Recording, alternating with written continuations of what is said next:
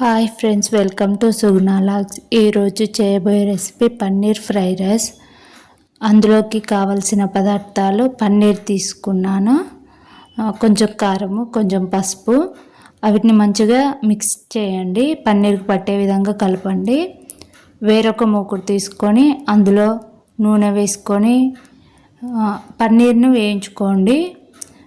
పన్నీర్ కొంచెం వేగినాక వేరొక బౌల్లో తీసుకొని అందులో 3-4 స్పూన్స్ పెరుగు తీసుకోండి, ఒక మిర్చి, కొంచెం కొత్తిమీర పొడి, కొంచెం కొత్తిమీర ఆకు, కొంచెం పసుపు,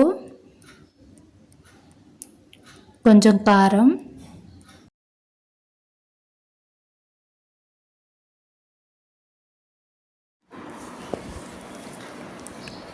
కొంచెం ఉప్పు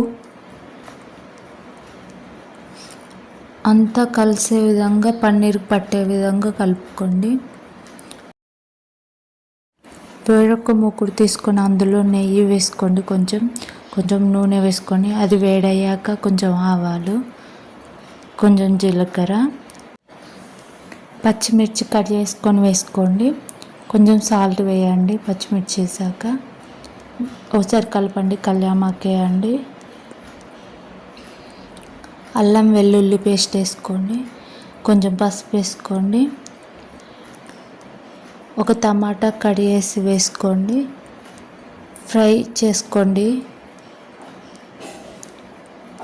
మనం ఇందాక కలిపి పెట్టినాం చూడండి పక్కకి, ఆ పన్నీర్ తీసుకొని మళ్ళీ ఓసారి అంతా కలపండి. కొన్ని వాటర్ అట్లా పోసిపోయినట్టు పోసాను.